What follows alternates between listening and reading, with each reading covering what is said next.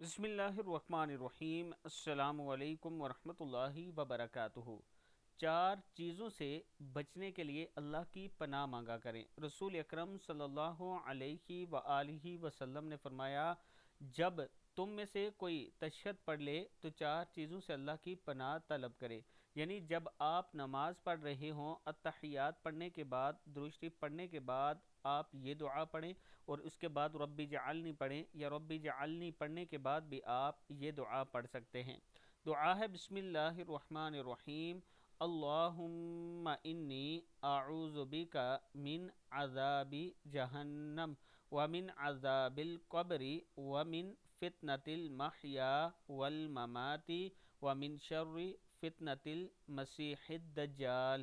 اللہم انی اعوذ بک من عذاب جہنم ومن عذاب القبر ومن فتنة المحیا والممات ومن شر فتنة المسیح الدجال۔ اے اللہ، میں جہنم کے عذاب سے اور قبر کے عذاب سے اور زندگی اور موت میں آزمائشوں سے اور مسیح الدجال کے فتنے کے شر سے تیری پناہ چاہتا ہوں یا تیری پناہ میں آتا ہوں۔